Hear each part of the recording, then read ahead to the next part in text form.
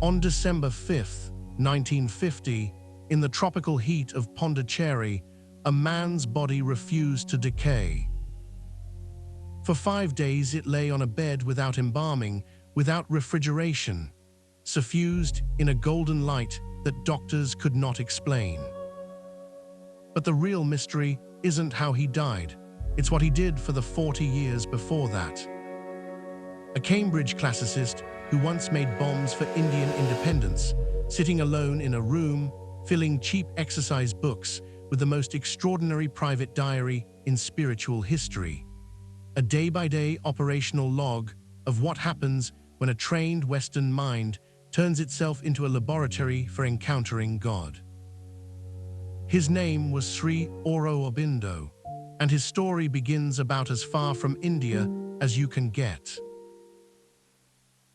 He was 7 years old when his father, an Anglophile doctor obsessed with England, sent him across the ocean with strict instructions. No Indian religion, no Indian languages, no contact with Indian culture at all. The boy was raised in a vicar's household in Manchester. He grew up on Homer, on Shelley, on Latin grammar drilled into him before breakfast. He was brilliant, that much was obvious early. At King's College, Cambridge, he devoured Greek, Latin, French, Italian, German. His examiner, Oscar Browning, said he had never seen such excellent papers in 13 years. He passed the Indian Civil Service exam, ranking first among all candidates that year. Then he did something strange. He deliberately failed the horse riding test, disqualified himself on purpose. He later said it was partly his father's fault. He did not send money, and the riding lessons at Cambridge were too expensive. Whether this was deliberate sabotage or negligence, the effect was permanent. The man who had topped the ICS examination would never serve the empire. He sailed back to India in 1893 as a stranger in his own country. He couldn't speak Bengali. He didn't know Sanskrit. He had to teach himself both from scratch. And somewhere in that process of relearning his own heritage, he found the Upanishads. By 1902, this Cambridge classicist was running cells of the Anushilan Asamati, Bengal's principal secret revolutionary organization. His younger brother Ibarin handled the bomb-making. Aurobindo supplied the intellectual fire. He edited Ejugantar and Abonde Mataram, newspapers that within a few years were selling 20,000 copies and explicitly justifying political violence. The British classified him as the most dangerous man in India. He didn't want spiritual liberation. He wanted, in his own words, strength to uplift this nation. But 4 experiences kept breaking through his militant certainty. A vast calm descending on him at Apollo Bunda, the moment he first stepped onto Indian soil. An encounter with vacant infinitude in the mountains of Kashmir. A living presence he perceived in a stone statue of Kali at a temple in Echandod. And a sudden sense that something intervened to save him during a near accident. He wrote the Kali vision into a poem, a living presence deathless and divine. He told no one about any of it. January 1908, Baroda. A Maharashtrian yogi named Vishnu Bhaskar Lele sat across from him and gave one instruction. Sit in meditation, but do not think. Look only at your mind. You will see thoughts coming into it. Before they can enter, throw them away. Aurobindo had never heard anything like this. He sat down and did it. In a moment, my mind became silent as a windless air on a high mountain. Within 3 days, all thought had stopped, not temporarily, not as a fleeting meditative state, completely, permanently.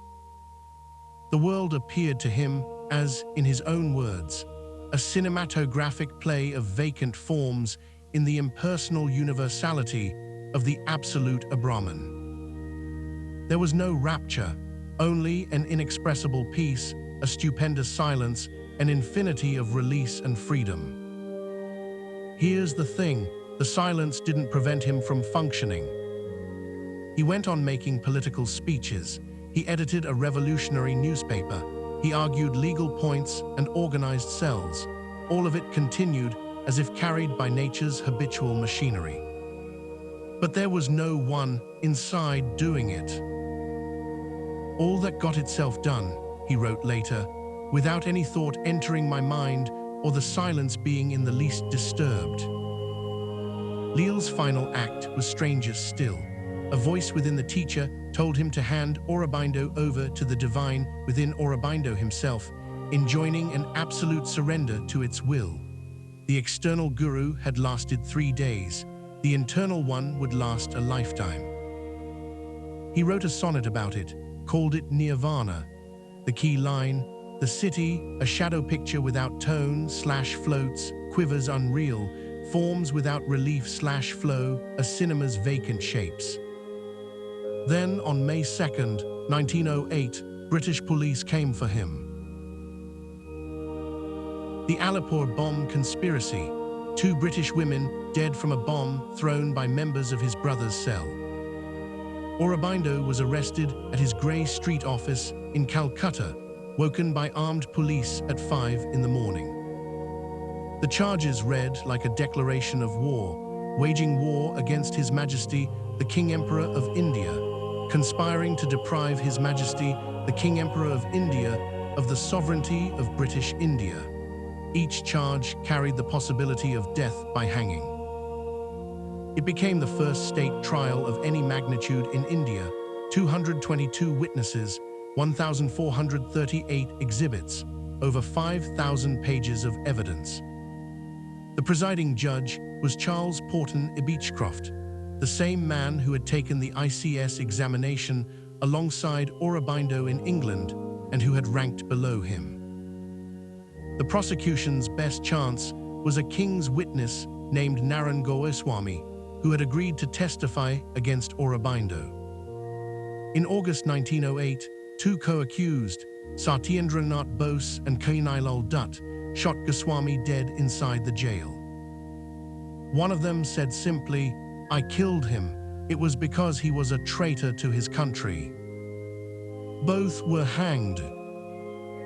Meanwhile, in his 9 by 5 foot cell, Aurobindo read the Bhagavad Gita. He meditated, and the empty world filled up.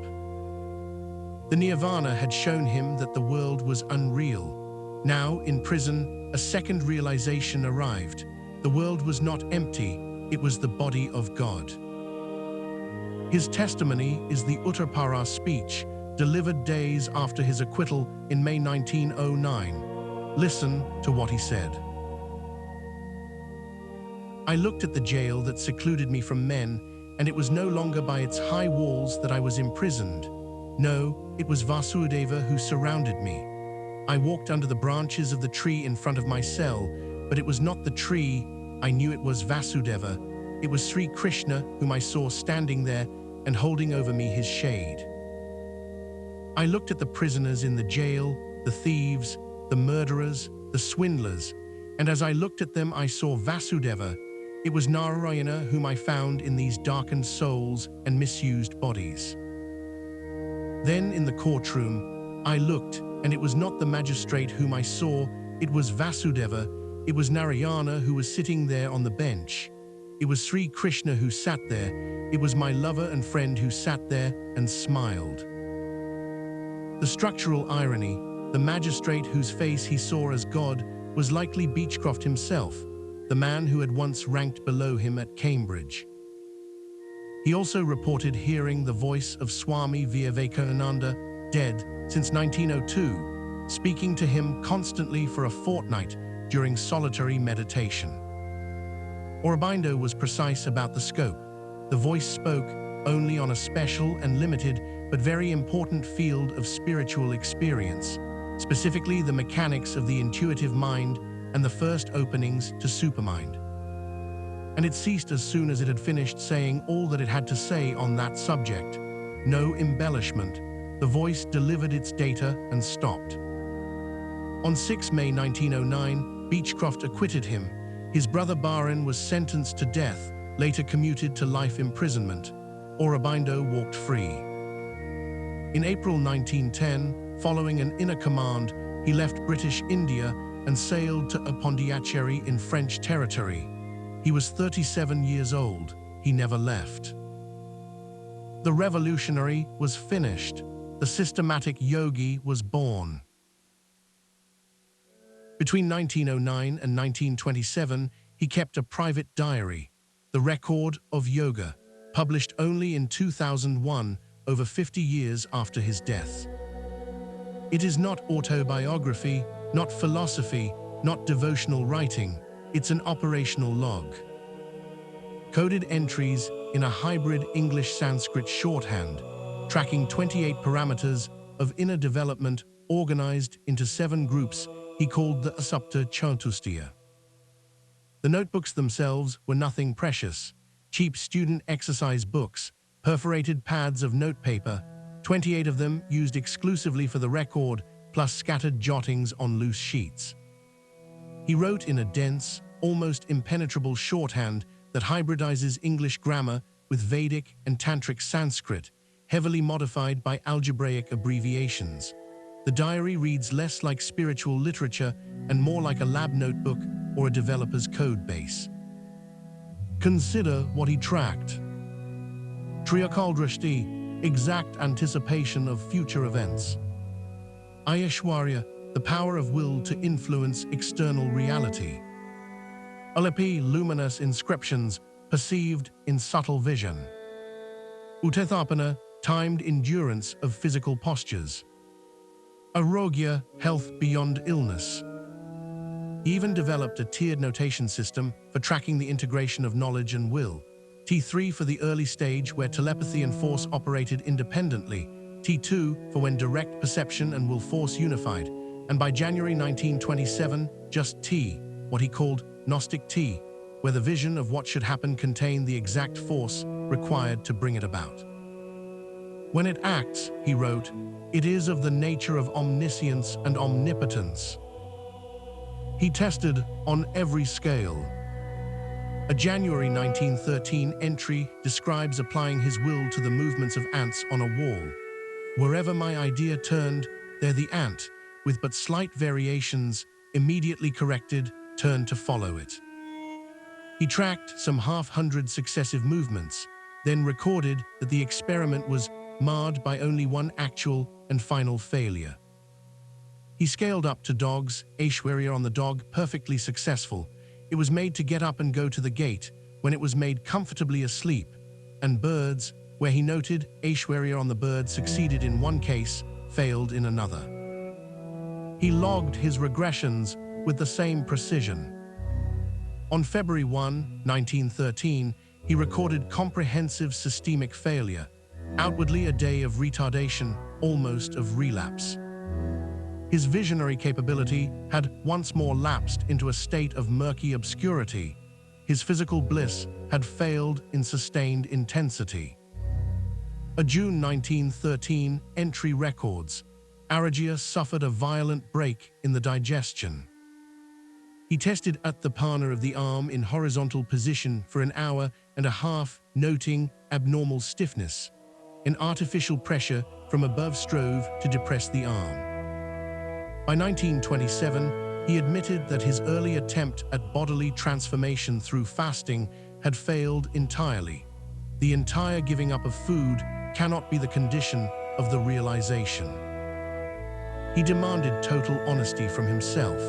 He wrote that a month with insufficient diary entries was a sorrow to my heart and a blister to my eye, believing that the omission of negative data compromised the scientific validity of the yoga. The notebooks were nearly lost. When Aurobindo moved rooms in 1926, his former quarters were given to a disciple named Anil Baron Roy. Roy eventually found a massive heap of discarded papers, half a basketful of torn small bits. To his horror, he recognized Aurobindo's handwriting. The fragments were pieced together over several days, Some sections of the late record were recovered, many were not.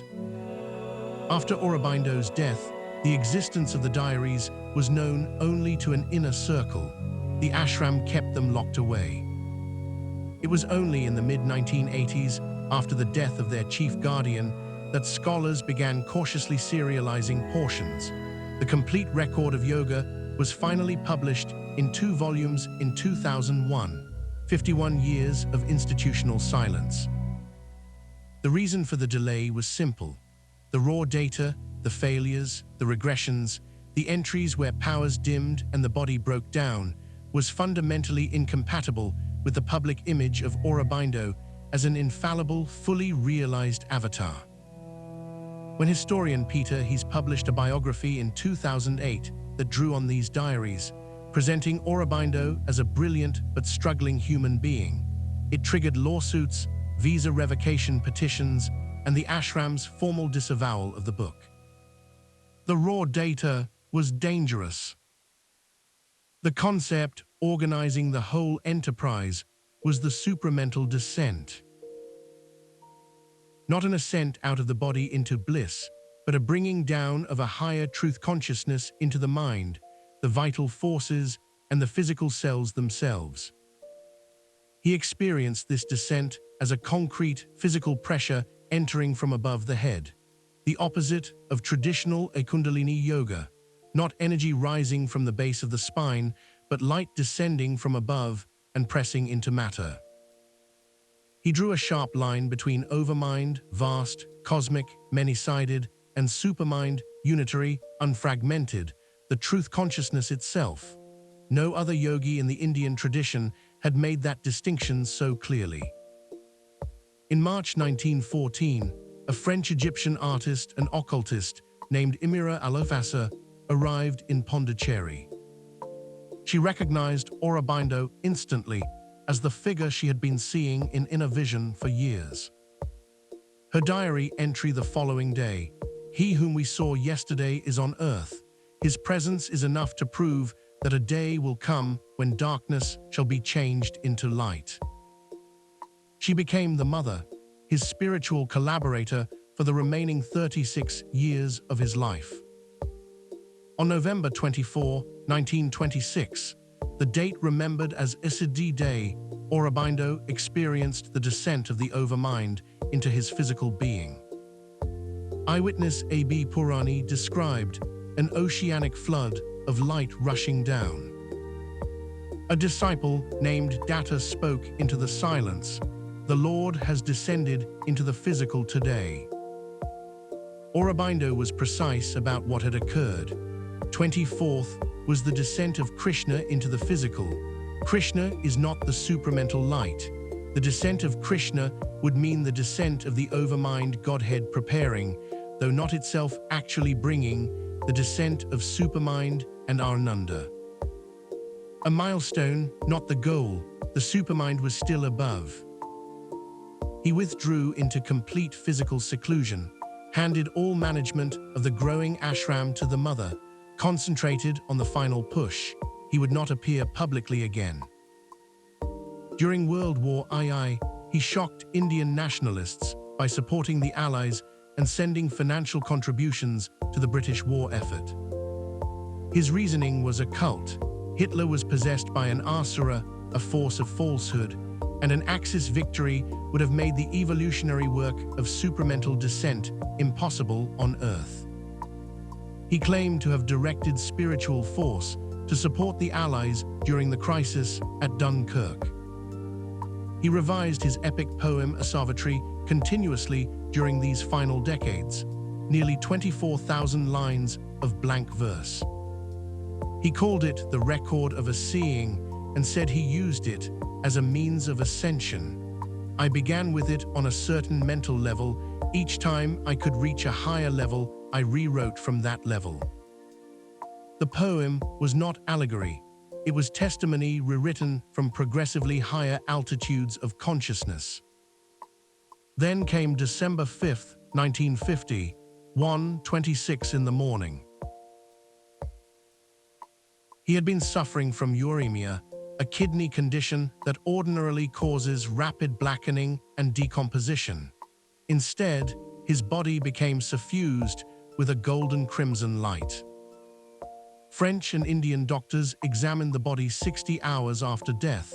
No discoloration, no decay, no odor.